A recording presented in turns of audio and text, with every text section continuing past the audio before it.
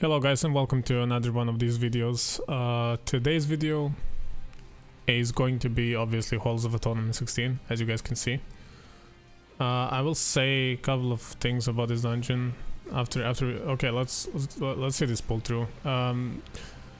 Basically Bloodlust, Ashen Hollow, I think a bit of an overkill, to be honest. Since we got Bloodlust here, I maybe could have saved Ashen Hollow, but I just wanted to get it on CD. Which brings me back to my previous point. I wanted. There's like a lot of things to say about this dungeon. So, Halls is a weird dungeon. It's just weird. It's a weird ass dungeon because it feels like you spend like 10 to 15 minutes just getting the like 80% and then you actually start killing bosses. It's kind of weird. I don't know, but since both my characters are Venthyr, I like this dungeon because owning these Stoneborns is fun. So that's very fun. On this priest, like before nerf, it was really fun to PI them and top DPS charts and whatnot. Oh yeah, by the way, let me say something about Stoneborns. So by the way, if you're a tank or a DPS with a taunt, try to pull them so your Venthyr can take them. Don't let your Venthyr pull them, because if your Venthyr pulls them, what can happen, especially on Volcanic or Tornado week, like Storming or Volcanic, like what can happen is, or even Quaking, like what can happen is your Venthyr can get interrupted. And what that means is he gets hit, especially on Fortified. This is dangerous. You get hit, you take damage, then you're like taking over gets interrupted because it's a cast, right? And then you get hit again and you're dead. On hierarchies you're dead from that. So let somebody else take it and you focus on the positioning and timing and what else. And yeah. You see, tanks says this, like save Stoneborn for Pride. Like as I said, like this is a weird ass dungeon. There's a lot of different ways to do this dungeon, and the main difficulty of this dungeon is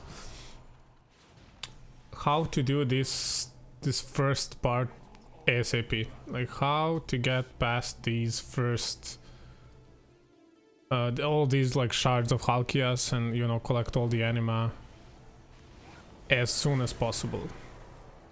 And there are some very dangerous pull here. Interrupting those curses is very important, or decursing them, either or. And then also on Fortified weeks you have to be really careful with shards. Shards are very dangerous on Fortified weeks. Do not underestimate shards.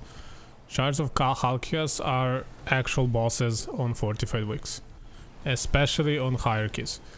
I do not count 16 yet as like a higher hierarchy, but they can kill you. Be careful.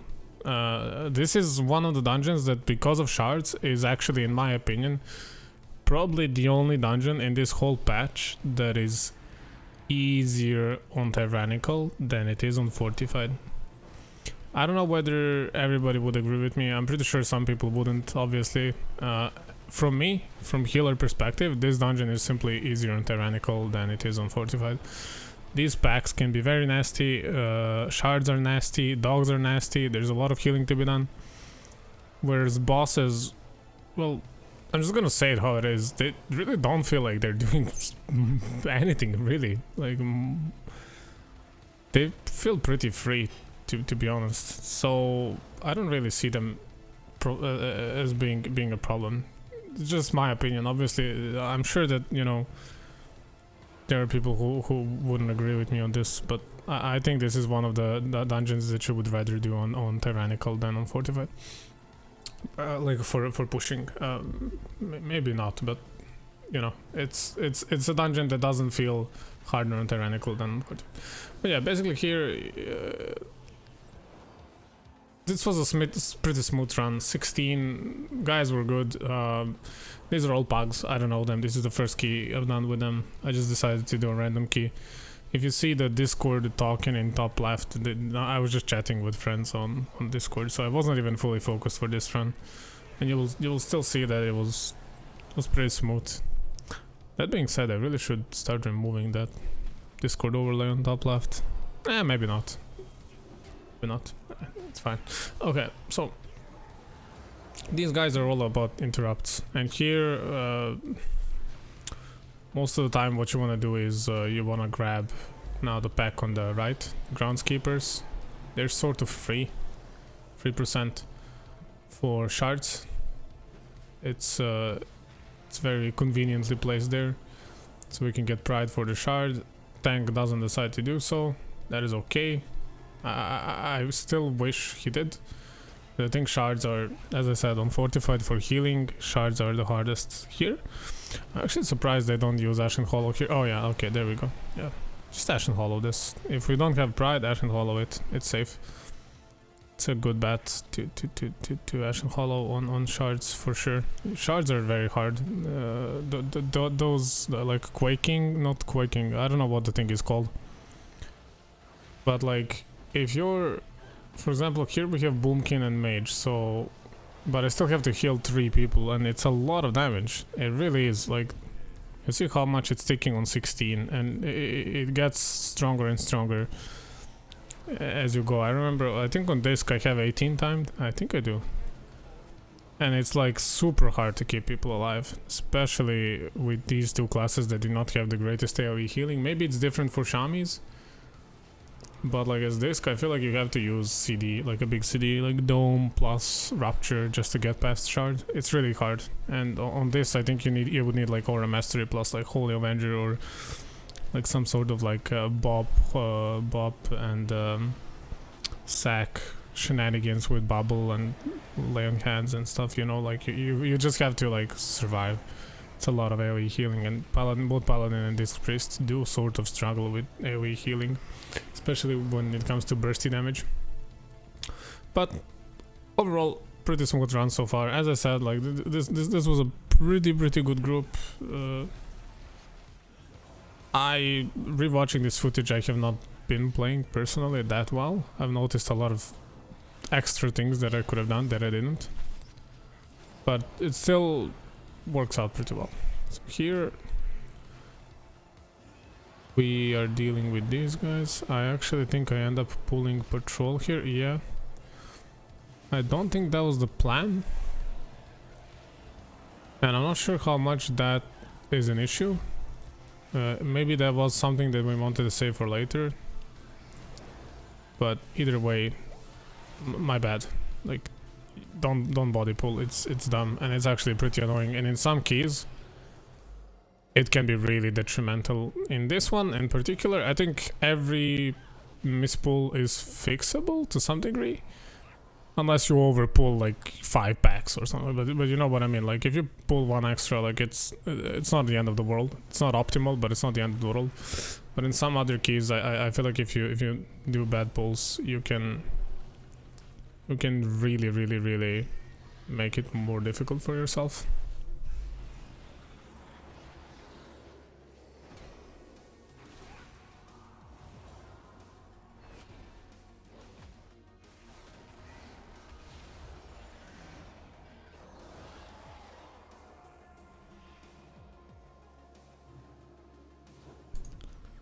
And this pack now is really hard.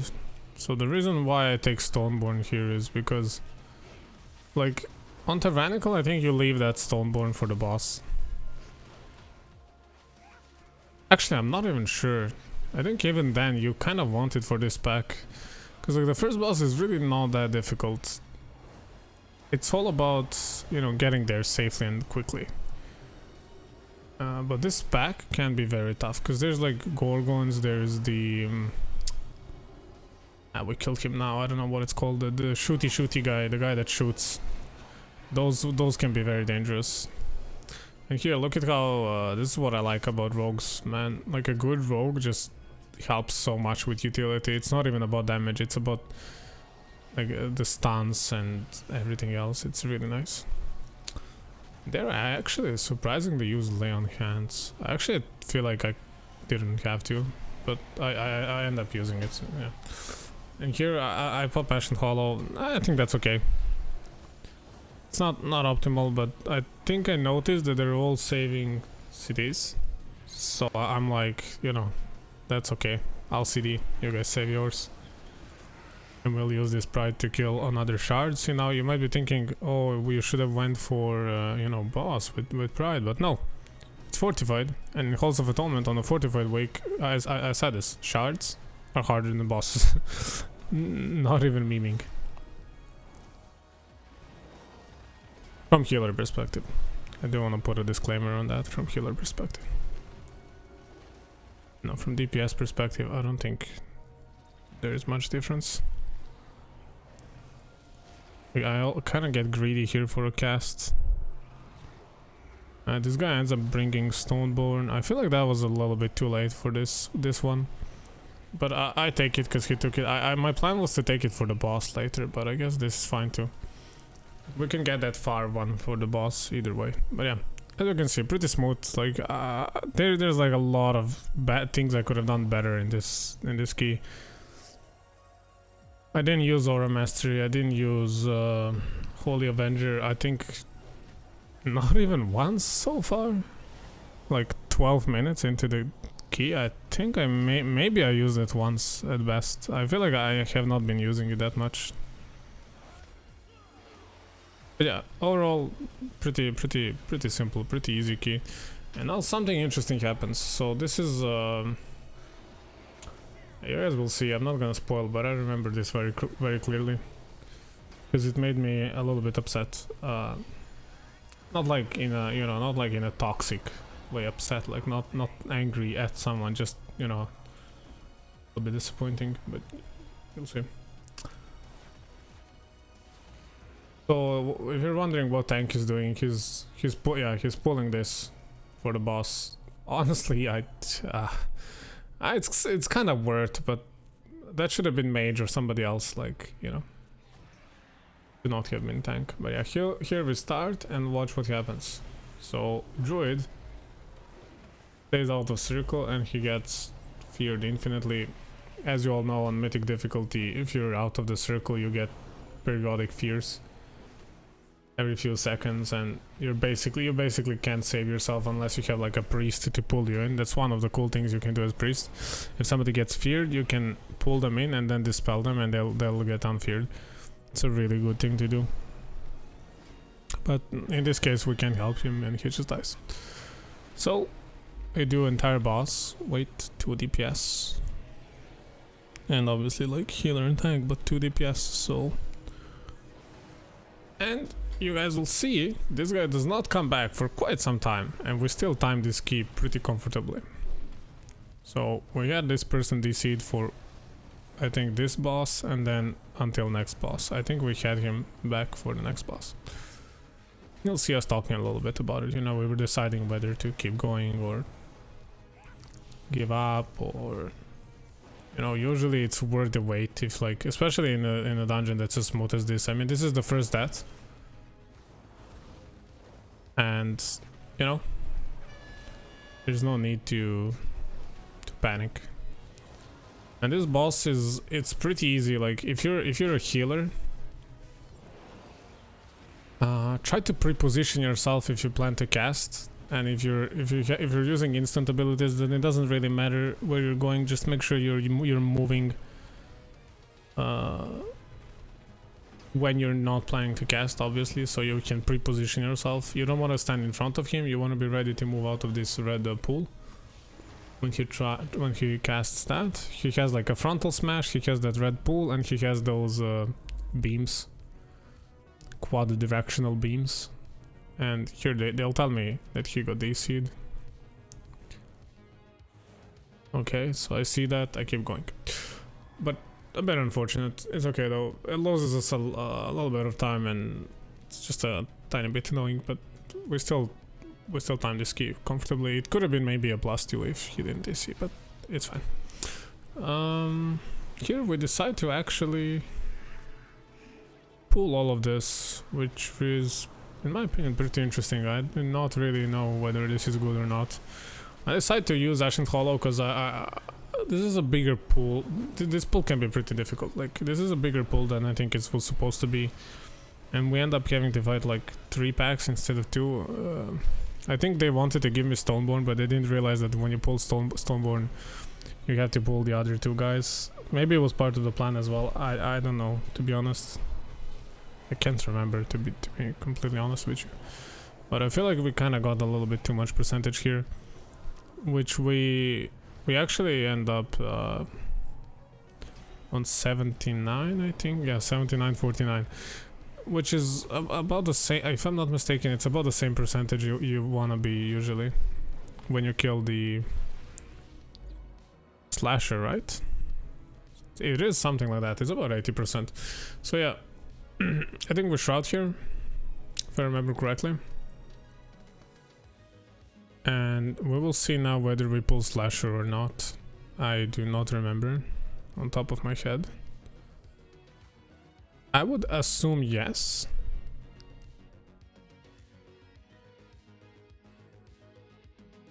Yeah. So like I was reading a interesting discussion the other day about how to reach those 80% in halls. And a lot of people seem to suggest that pulling this slasher like this is very inefficient, because it's like the biggest damage loss, you know, for most classes it's single target, because especially in M+, most specs do not specialize in that single target damage, but rather they get more damage when they cleave. So naturally if you pull 2 targets or 3 targets, you're gonna more quickly gain percentage. So if it's the same percentage and you can choose between 1 big target or like 3 small targets, it should always be 3 small targets. So like some people are suggesting you do a little bit different pulls and then you skip both slashers, and it makes sense, to be honest. Even though this looks very convenient, I think if you do the math and if you calculate everything, it's not the most efficient way. And here this guy tells us that druid is coming, so that's great. I guess they were pre-mades or something, I don't remember. I think this was my key, because I vaguely remember that this week I was doing a lot of my keys. Don't ask me who my key is. But yeah, like you can see, we even handled Pride with just 4 of us pretty cleanly as well. Like no major CDs used. Start pulling boss. Bloodlust.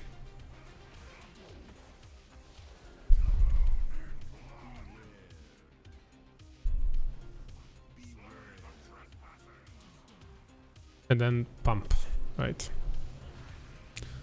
Now sadly our damage here is much lower because we're missing a player, so this guy would be like 20% less HP at this point, but it is what it is.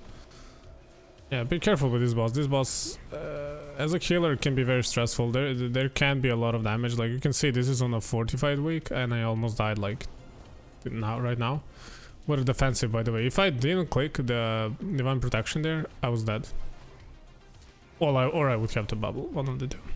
So just be very careful with this boss. Make sure you take precautions not to die. Make sure you keep people topped up. And when the jump happens, get ready to, you know, heal the dot. It takes so hard, look at this. And this is only 16, 45. It's kind of crazy.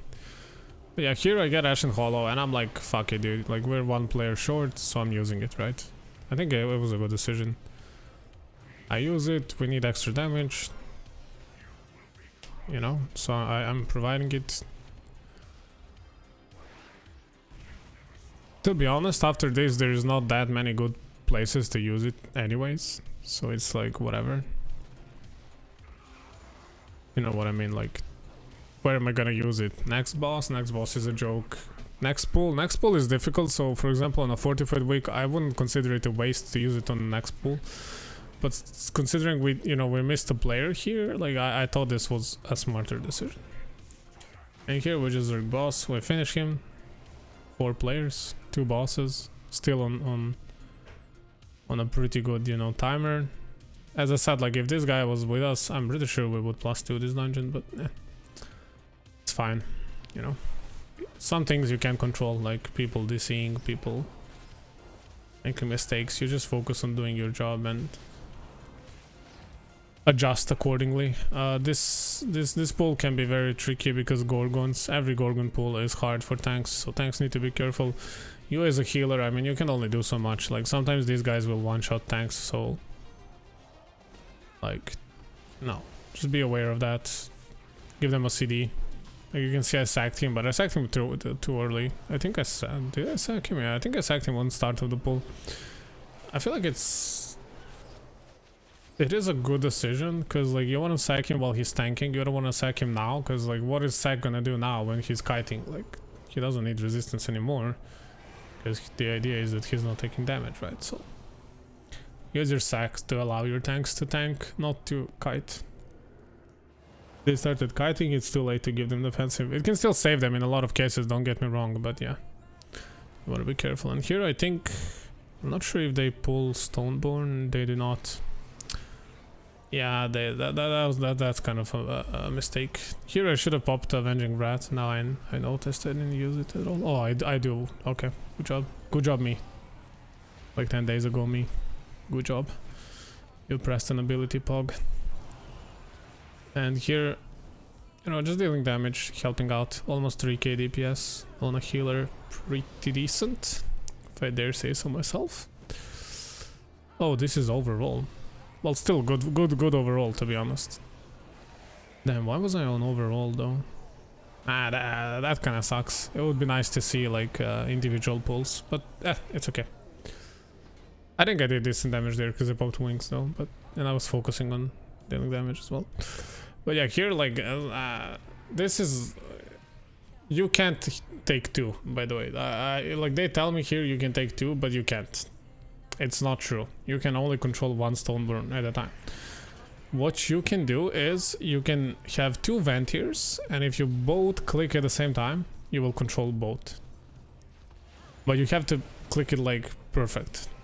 That is the only way. If you're only 1 Venthyr and only you click, you can only control 1 at a time. If I'm wrong, correct me in comments please, but I'm pretty sure that that is how it works. Anyway, we keep going. This is a pretty simple boss. There's not much to talk about here. Like this boss, I don't even know what it does, to be honest. That's how easy it is. You just have to interrupt it and put these ghosts to lanterns, dodge swirlies. That's it. As a healer, heal people that take damage.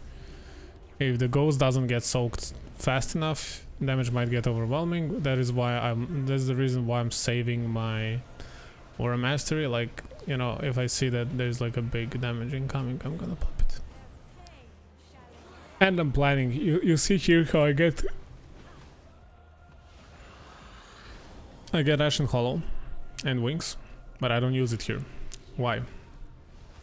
Okay, so I'll explain why. Next room on Fortified week can be very nasty. Not just on Fortified, but especially on Fortified. But the next room can be quite tricky. So I was thinking, let's test Ashen Hollow on the next room. And that's what I'll do. You guys will see. And then we'll discuss whether it was worth it or not.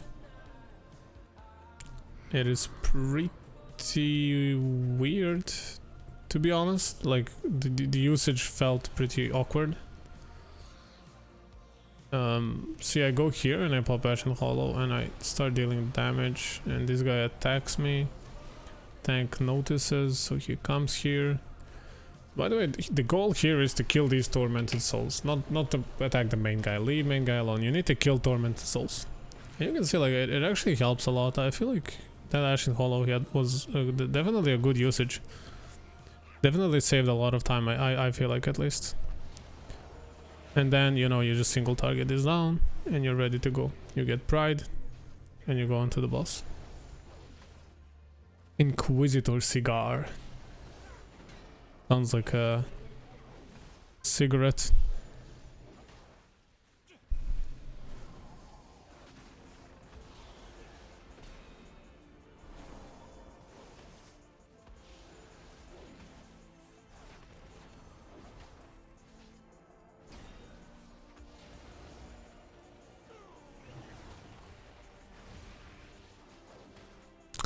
Honestly, what an annoying mob. He has so much HP, but does nothing. I mean, he does, but once you clear the room, he does nothing. But yeah, basically, we got Pride here. I don't have Ashen Hollow, so I'm just chilling. I'm kind of calculating, well, not we, I'm calculating my CDs to survive Soak on the last boss. And this is like probably the hardest boss part about this dungeon is, well, second boss can be tricky.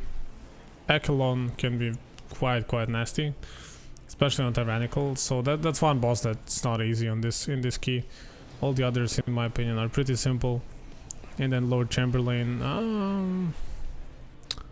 Just be careful with soaks. Make sure you communicate like personals and, you know, personals communicate. Big CDs, for example, if you have Warrior, like Rallying Cry, if you have DK, your AMZs, if you have Priest, Disc Priest, your Dome, if you have Shadow Priest, your Vampiric Embrace, and stuff like that. Just help your healers sustain the group as much as you can. That's kind of a weird interaction with the statues. Did you guys see how it bounced, like, away? I get hit here. Don't get hit by this, it's kind of embarrassing. Like, Rogue even gets a proc there. He's cheat death procced. It's kind of embarrassing. And here's statue incoming. We soak this pretty nicely. Notice how I used AMZ. And for the next one, I'm planning to use Holy Avenger, or at least I think that's what I'll do. We'll see.